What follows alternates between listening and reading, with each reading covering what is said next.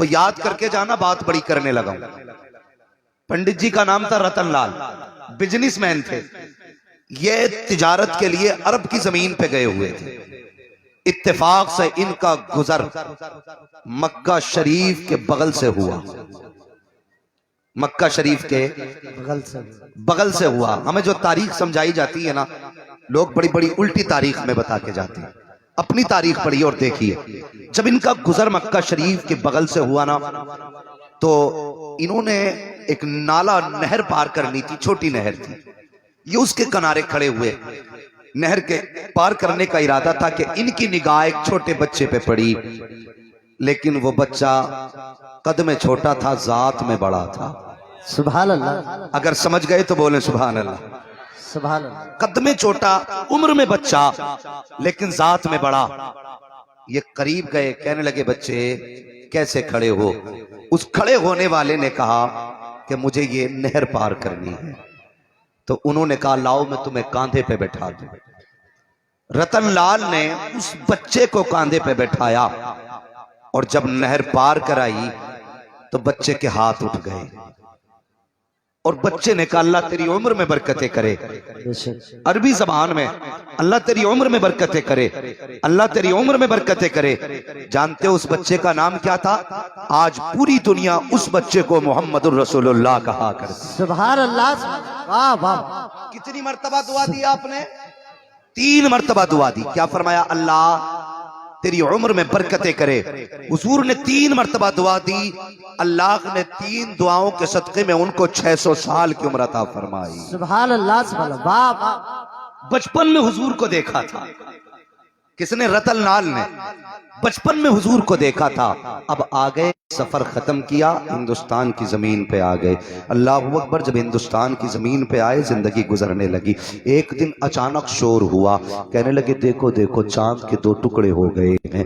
دنیا دیکھ رہی تھی چاند کی طرف۔ جب چاند کے 2 ٹکڑے دیکھے، حیرت میں تھی دنیا۔ انہی چاند دیکھنے والوں میں یہی رتن لال بھی شامل ہیں، جو کہتے ہیں نا شق القمر کا انکار کرتے ہیں، اس کے چشمدید گواہ یہ پنڈت رتن لال ہیں۔ انہوں نے چاند کے 2 ٹکڑے ہوتے دیکھا، لوگ حیرت میں تھے۔ اب کچھ دن کے بعد ایک قافلہ اس عرب کی زمین سے اسی ہندوستان کی سرزمین پر آیا۔ کچھ قافلہ آیا تھا تجارت کی نیت سے، کچھ لوگ اس پہاڑی کو دیکھنے کے لیے آئے تھے جس پہاڑی پہ حضرت آدم علیہ السلام نے اپنا پہلا قدم رکھا تھا۔ جب وہ قافلہ آیا تو اسی قافلے میں کچھ لوگوں میں باتیں ہو رہی تھی کہ یار بتاؤ تو صحیح، کیا تم نے بھی وہ معجزہ دیکھا؟ کہا کون سا معجزہ؟ کہ ہمارے یہاں کے ایک شخص نے چاند کے 2 ٹکڑے کیے تھے۔ لوگ کہنے لگے کیا وہ تمہاری زمین کی بات ہے؟ کہا ہمارے عرب کی بات ہے۔ کہا نام کیا ہے ٹکڑے کرنے والے کا؟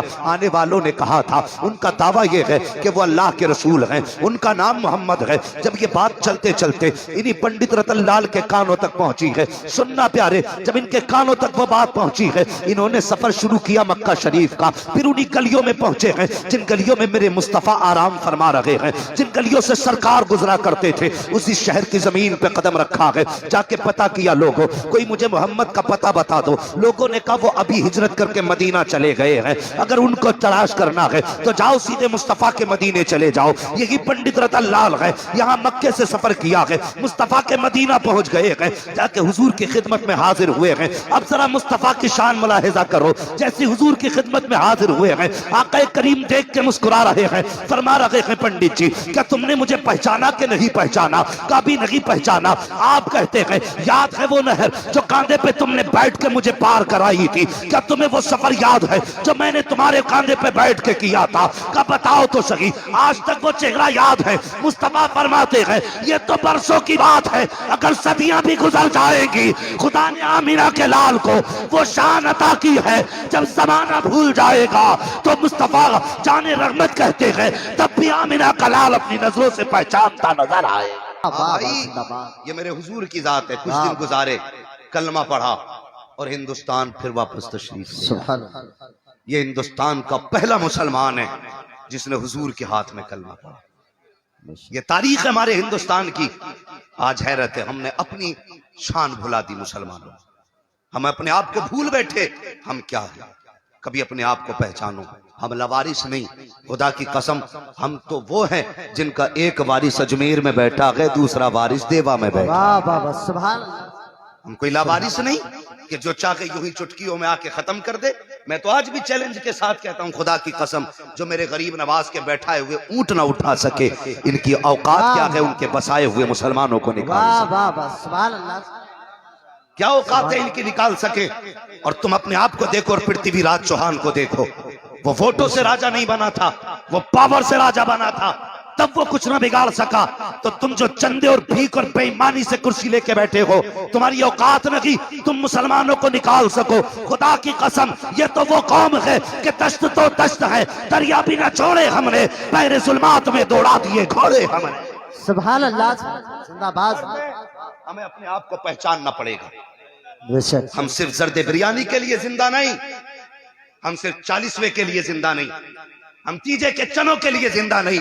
صاحب ہم تو زندہ ہیں تو مدینے والے محمد کے لیے زندہ ہیں.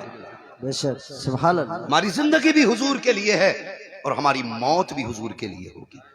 کوئی دھوکے میں نہ آئے, اتنی آسانی سے کوئی چٹکیوں میں مسل دے گا. خدا کی قسم میرے حضور ہمیں جانتے ہیں. آج بھی مدینے سے آواز آتی خنجر چلے کسی پہ, تڑپتے ہیں ہم امیر, سارے جہاں کا درد ہمارے جگر میں ہے.